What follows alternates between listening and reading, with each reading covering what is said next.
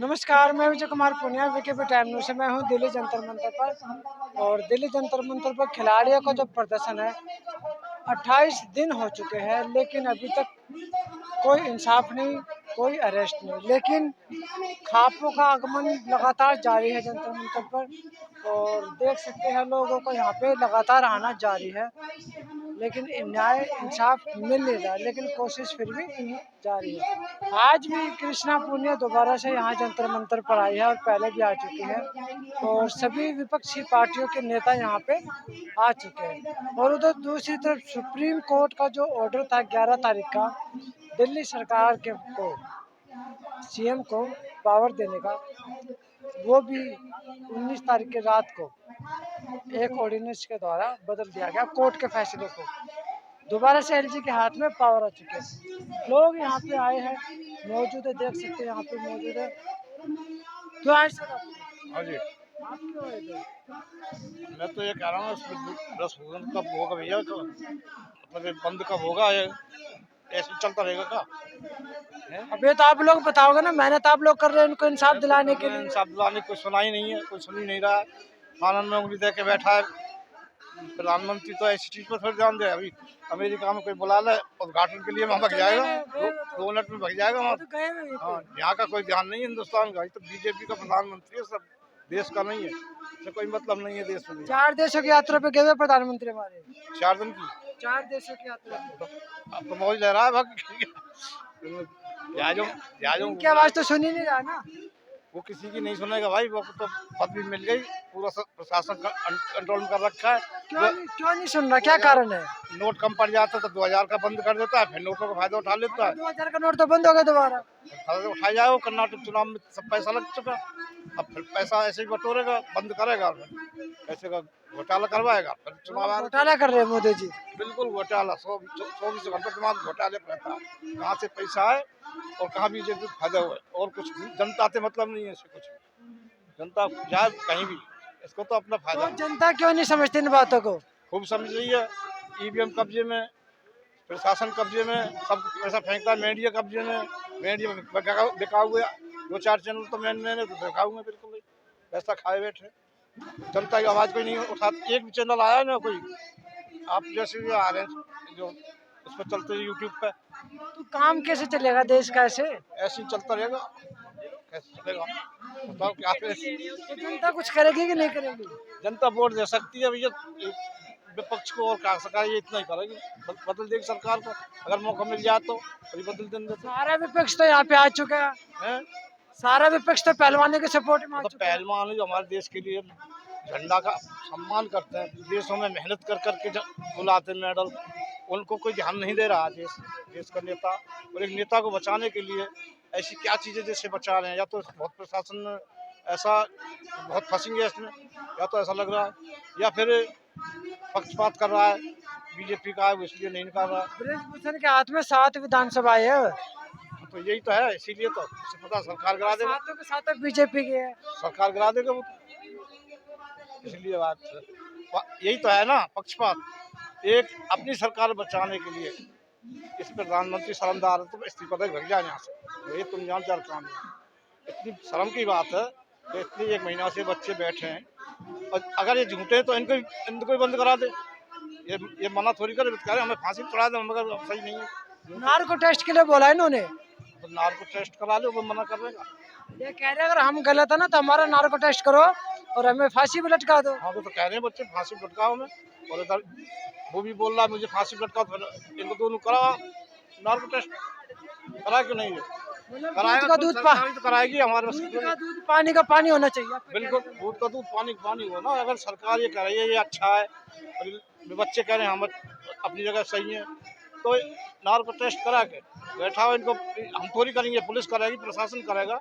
प्रशासन तो गूंगा हो चुका, कोई बोलता ही नहीं, ये सरकार का इसलिए। सुप्रीम कोर्ट ने ऑर्डर किया था 11 तारीख को, अरविंद केजरीवाल के हाथ में पावर दी थी। कल ऑर्डिनेंस लेके आई केंद्र सरकार और पावर वापस छीन ली, और सुप्रीम कोर्ट के ऑर्डर का जो था ना उसको खत्म कर दिया। केजरीवाल को तो उपराज्यपाल का वो था, वो खत्म कर दिया उसको, उपराज्यपाल को। मैं कह रहा हूँ आप इसको कैसे देखते हो? कल केंद्र सरकार एक ऑर्डिनेंस लेके आई जिसमें 11 मई का जो ऑर्डर था कोर्ट का कि अरविंद केजरीवाल किसी भी अधिकारी का ट्रांसफर कर सकते हैं, था ना, आप लोग को पता होगा। अब जो है कल ऑर्डिनेंस लेके आई है केंद्र सरकार रात को 11 बजे, और उस जो सुप्रीम कोर्ट का जो ऑर्डर था ना उसको खत्म कर दिया। मतलब ऑर्डर को, सुप्रीम कोर्ट के ऑर्डर को मानने से मना कर दिया और अपना ऑर्डर थोप दिया। आप इसको कैसे देखते हो? भाई हम तो यार बुरी नज़र से देखते हैं। देखो मतलब सुप्रीम कोर्ट की भी नहीं सुप्रीम कोर्ट की मानते, वैल्यू होनी चाहिए। सुप्रीम वैल्यू कोर्ट नहीं मानते नहीं सुप्रीम लोग। कोर्ट क्यों क्यों बना रखे हैं कोर्ट कचहरी? जब खत्म करो इन्हें, जब बीजेपी सरकार ने चलानी है, उनका ही ऑर्डर चलेंगे, देश में सब चलेंगे, तो खत्म करो इन्हें। सारे प्रशासन ने खत्म करो, सारे मास्टर टीचर ने पढ़ाने नहीं है तो स्कूल बंद करो। संसद में बुलाओ सबको, संसद में पढ़ाओ। पढ़ाने की जरूरत नहीं बच्चों को। जब ऐसे चाहे ना कोर्ट कचहरी की जरूरत, वकील ये, जज ये, कोर्ट ये, क्या मतलब है? क्यों बनाए भाई?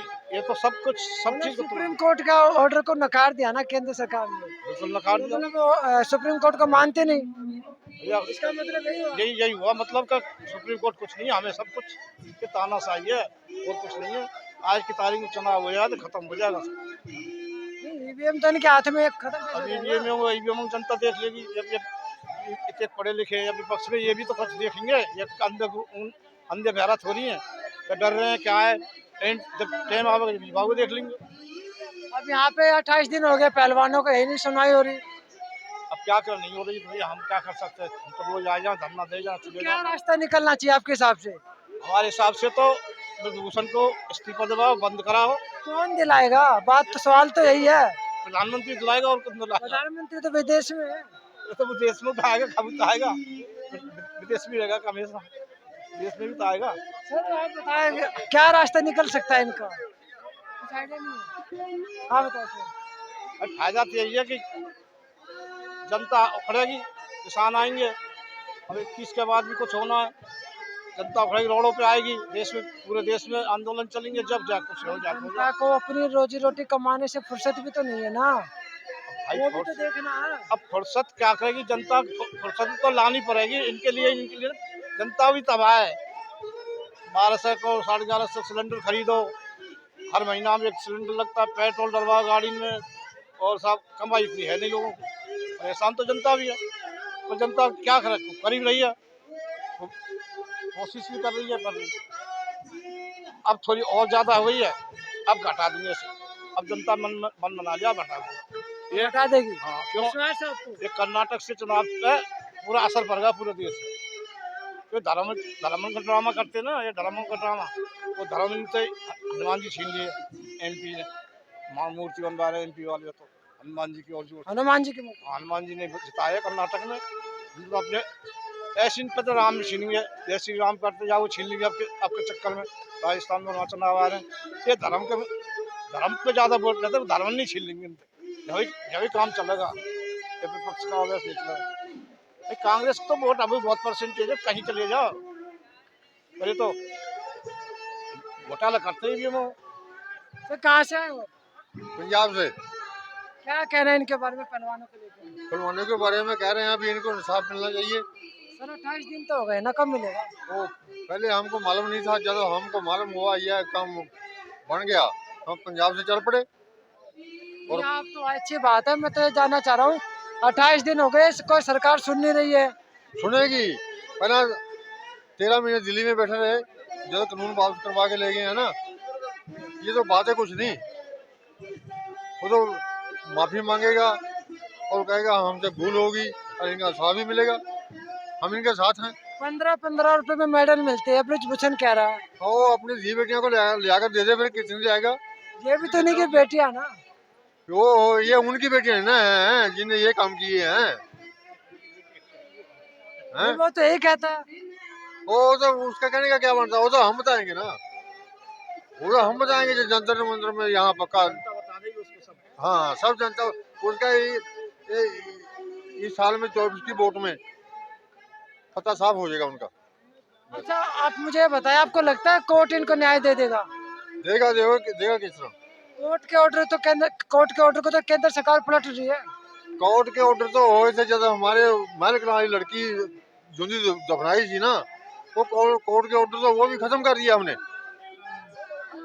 वो जो हमारे साथी को सजा दी थी ना, वो कोर्ट के ऑर्डर ने मुड़ के उसको छोड़ना पड़ा, रिहा करना पड़ा। दिल्ली के अंदर अरविंद केजरीवाल को ने 11 मई को कोर्ट के माध्यम से एक केस जीता था जिसमें उसको पावर मिली थी ट्रांसफर करने की। लेकिन कल जो ऑर्डिनेंस आया केंद्र सरकार लेके आई और सुप्रीम कोर्ट के ऑर्डर को इन्होंने खत्म करके अपनी पावर दोबारा से ले ली केंद्र सरकार ने। केंद्र सरकार ने तो कोर्ट कभी नहीं मानते रहे, कोर्ट को तो मानना तो पड़ेगा, मानी तो नहीं है ना, वो तो जाने मानना पड़ेगा कोर्ट ना का। माने तो भाई क्या किया जाए। आप ही रास्ता होता है, जनता तो भाई वोट दे सकती है, इनको नकार जनता तो सकती है, वोट ही दे सकती है। बस इनको ग्रास हटा सकती है और हटाएगी। ये कितने भी जोर लगा लो आपके रहने नहीं देगी। कोर्ट के ऑर्डर को भी नहीं मानती बीजेपी सरकार तो। देखिए, बीजेपी सरकार सिर्फ अब दूसरे विपक्ष पार्टियों के लिए है, ये पक्ष के लिए अपने लिए नहीं है। ब्रिज राम राज्य की बात करती है बीजेपी सरकार, लेकिन रावण को गले लगाने का कार्य करती है बीजेपी सरकार। ब्रिजभूषण शरण सिंह के लिए कोई संविधान नहीं, कोई लॉ नहीं है, वो तो खुद प्रधानमंत्री से ऊपर है, तभी तो प्रधानमंत्री मौन है। साथ साथ विधानसभा उसके अंडर में आती है ना, उसके कब्जे में है। साथ नहीं, उसके अंडर प्रधानमंत्री भी है, तभी तो प्रधानमंत्री मौन है। मतलब प्रधानमंत्री डरते हैं उनसे। 100% डरते हैं। हर काम को प्रधानमंत्री, बॉर्डर पे भी कोई एक्शन लेना हो या कोई और एक्शन लेना हो, प्रधानमंत्री आगे बढ़ते हैं। लेकिन ये ब्रिजभूषण शरद सिंह जिसको इतना शोषण किया पहलवान बेटियों के ऊपर, और वही प्रधानमंत्री है। जब हमारे देश की मेडलिस्ट बहनें मेडल लेके आई तो बेटी कहने का काम किए, और आज जब वो धरने पे बैठी है, इंसाफ मांगी, और जब वो सोची कि हमको पिता कह रहे हैं तो अपनी फरियाद एक पिता के आगे बेटी स्वतंत्र रूप से कह सकती है जब अनुशासन से हो। तो जब फरियाद रखा तो उस समय मोदी मौन हो गए। आज 28वां दिन हो गया, मोदी कोई दिखाई नहीं दे रहा, अपनी चुप्पी तोड़े। देश में चले गए ना तो।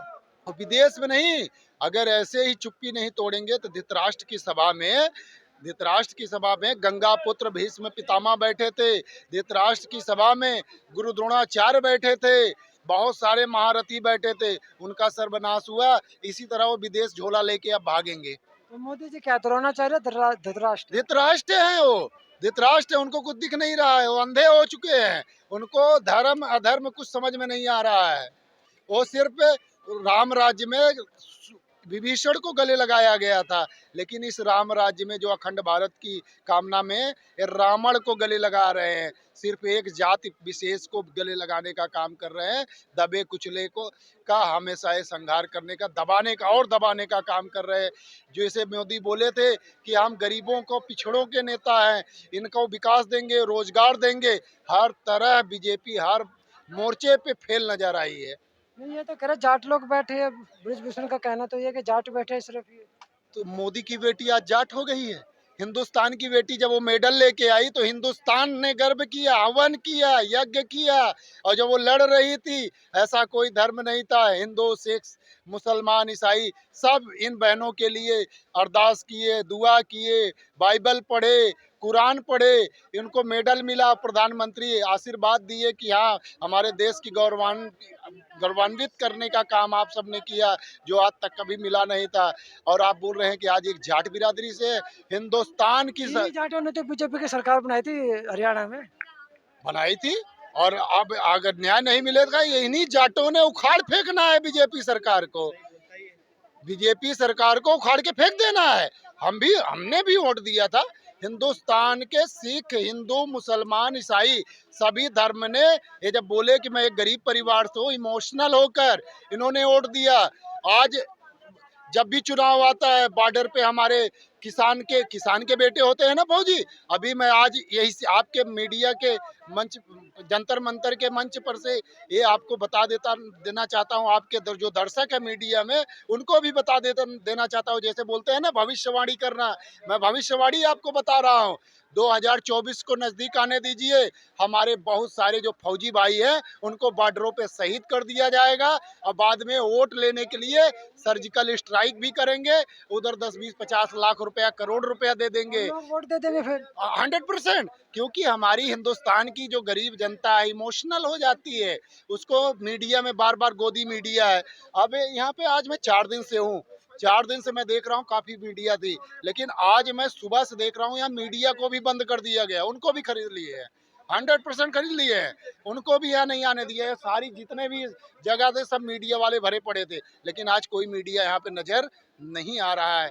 हर तरह से इस मंच को, जंतर मंतर में पहलवानों की आवाज को दबाने का काम कर रही है, और देश के कोने कोने से, कश्मीर से कन्याकुमारी तक, हर धर्म के लोग जो धर्म को मानते हैं वो भी आ रहे हैं। मैं एक आह्वान भी और आपको करना चाहूंगा, क्योंकि अगर विपक्षी पार्टियां आ रही हैं, और बीजेपी पार्टी में बहुत सारे दिग्गज नेता हैं, बहुत अच्छे भी नेता हैं, बीजेपी के भी तो कुछ नेता है यहाँ पे। बीजेपी में बहुत अच्छे अच्छे नेता हैं, उनको भी दबाने का काम हो रहा है, वो भी आगे नहीं बढ़ पा रहे हैं। तो उनको मैं एक आह्वान करना चाहता हूँ, महाभारत याद कर लीजिए, वहाँ एक द्रौपदी की चीरहरण होने के कारण सारा कौरव का नाश हो गया। एक सीता का अपमान करने से लंका का नाश हो गया था।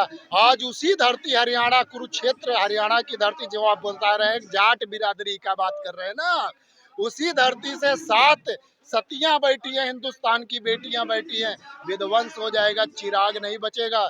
जितना जल्दी हो बृजभूषण शरद सिंह को गिरफ्तार करे, और संविधान का जो बोलते हैं ना कि संविधान का भरोसा नहीं है, संविधान का भरोसा भी हमको दिलवाने का कार्य करे। प्रधानमंत्री, आपके षड्यंत्रों का अब जनता जान चुकी है, जनता जाग चुकी है, क्योंकि ये जनता देख रही है। अगर आप आगे नहीं बढ़ेंगे अपने बेटियों का दर्द जब सुनने के लिए, तो 2024 में आप बोलते हैं ना झोला आपके पास है, वो झोला भी नहीं ले जाने देंगे, वो झोला भी आपसे ले लिया जाएगा। तो ये थी जनता यहाँ पे जो मौजूद है, अपने विचार रख रही है पहलवानों के सपोर्ट में, अपनी बातें रख रही है कि आने वाले 2024 को भारतीय जनता पार्टी सत्ता से खत्म हो जाएगी। तो मैं विजय कुमार पूनिया, विकेपी टाइम न्यूज़ से मुझे दीजिए इजाजत। धन्यवाद।